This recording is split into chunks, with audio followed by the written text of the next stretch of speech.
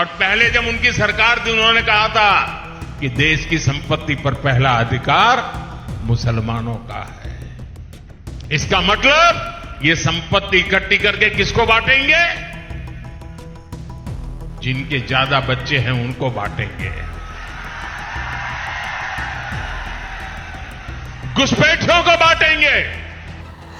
See, actually this is a study made by some scholars who are actually connected to Economic Advisory Council of Prime Minister from the PMO's thing. They have come out with a global analysis of the status of minorities in the 167 countries in a period of ranging between 1950 to 2015. As they themselves have declared, the very objective of the study itself was to prove that India is safe haven for minorities, and their minorities in India are not victims of Hindu majoritarianism. They have stated it very clearly. They wanted to prove that it is a safe haven for Muslims especially in India, and they have come out with an analysis comparing the demographic variation of the minorities in 1950 and 2015. According to them, in 1950, the share of the Muslim population in the overall population of India was 8.5 to 9%. Presently, it is 14%. So there is a rise from 9 to 14. So the rise of 5 out of 8 makes 43.15%. Compared to this, the Hindu population, which constitutes the majority of religion in this India, it has been reduced by 7.8%. The paradox of the whole story is this: they wanted to they studied and they have come out with an inference saying that in the OECD countries, which are more democratic and which are economically progressive, etc., they are developed countries. So they have made it a kind of parameter in those countries where minority population has increased when compared to the majority's population, then that is a democratic country. This is a litmus test to say that they are a democratic country. Likewise, even in India, the population of minority has increased, whereas the majority Hindu religion population has decreased. This is an indicator of how democratic and progressive is India. That is the sum and substance of their overall analysis. But the paradox is that is being used by the BJP and Sangh Parivar not as a pride thing. They are using that to prove that Muslims are increasing their population, to see that in a few years they will actually surpass and take control over India, etc. So that is very, very unfortunate. Not only unfortunate, they have made it as a part of their communal propaganda, because that is the only strategy that they are pursuing in this election. Another paradox in this report is, they wanted to say in this report that Modi's regime is very conducive for minorities. But what is the period of study?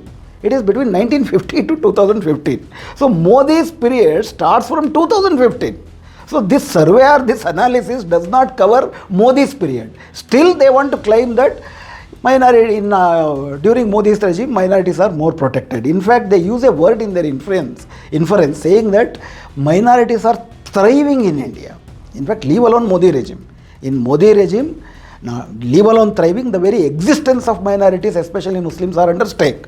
Their physical existence, their social existence, and their political existence. But even leaving apart the Modi regime, even before, what was the status of Muslims? Say Sachar Commission report. Take for example Rangnath Mishra's committee report, or several backward class commission reports of all the states. All of them in a unison voice say that the social and economic conditions of the Muslims right from 1950 is comparable or still lower than SC and STs. So their inference to say that minorities are thriving just because their population has not been, it is a proportionate thing, not in absolute numbers. If they are increasing, you cannot conclude that they are thriving. And in Modi's regime, their every existence is under stake. This is one part. Another important part, whether Muslim population is increasing when compared to the Hindus population. See, there are two parameters that are used. One is total fertility rate. Total fertility rate is a parameter to suggest that how many children will a woman actually give birth to in her fertile period.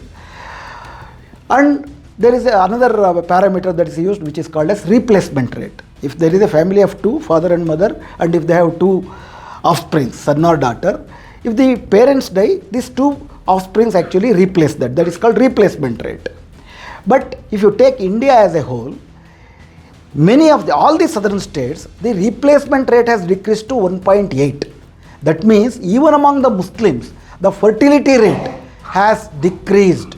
Fertility rate, which was earlier, was more than 5 or 10 because of so many social reasons. For example, in all agrarian societies, the parents will give birth to more children, especially there is a son preference will always be there because to sustain their agrarian societies. And there were no medical facilities as we are enjoying today. So just a plague attacks and hundreds of thousands and lakhs of people will be killed. So that's why all agrarian societies, irrespective of the religion, used to have 10 children, 15 children. Slowly, when it was economy is diversified, education, participation in the economy and the society, and the control over the body for the woman has increased. In all those societies, fertility rate has decreased. Likewise, say for example, the fertility rate of the Muslim women in Kerala is less than 2, whereas Hindu women in Uttar Pradesh is more than 3.5. So it is not a function of religion. It is completely dependent on how woman has control over her body, how socially and educationally they are participating in the whole society.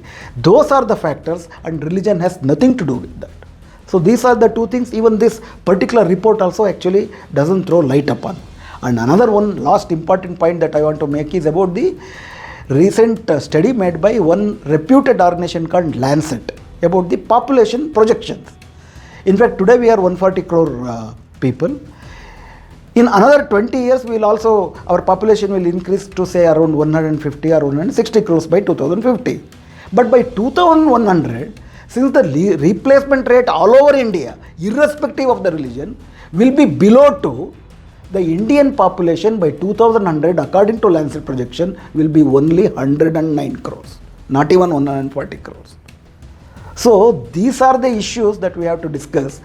Unfortunately, since Prime Minister Modi and the BJP has made only communal polarization as the sole electoral agenda, they have used even this particular report to further that cause, and the report itself is dishonest. That's what I wanted to say. No, this is a study of some scholars. This is not a census report. This is not government report. This is a working paper. That's what they call it. Working paper of few scholars.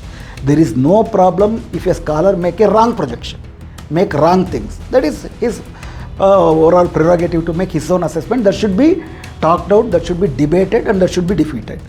But this comes in the time of election, and government owns it and misinterprets it. That is the big problem. The report comes out from PMO office is not a big problem. It's a scholarly report. It has some analysis. We may agree with that, we may dispute that. That should be disputed, that should be debated. But the time of the release, that is very important, and how the ruling party is using that to their cause.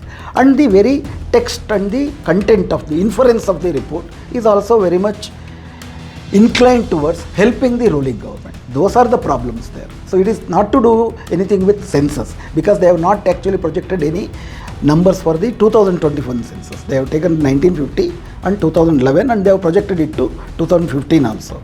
For example, in Rajya Sabha, Smriti Irani herself actually have given a statement saying that if they project the Muslim population, it would be around 23 crores in 2023. That's what is their projection. That projection will be made for some academic purposes, not for political purposes.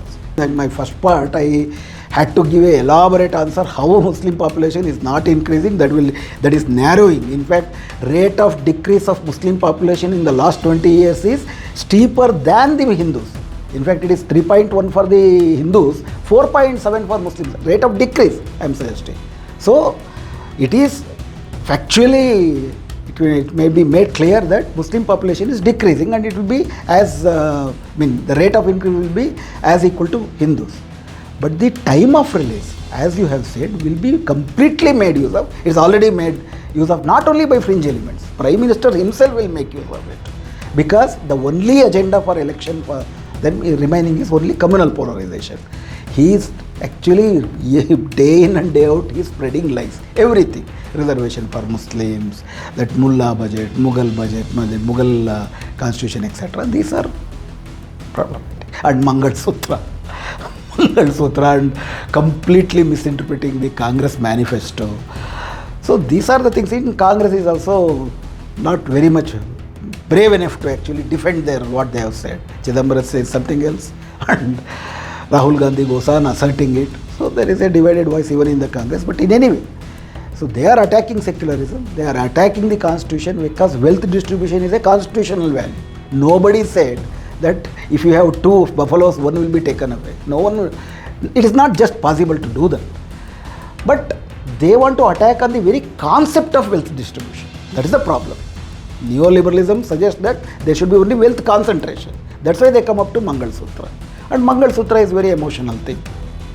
So, since election is only fought on those issues, they are using even this report, not fringe elements.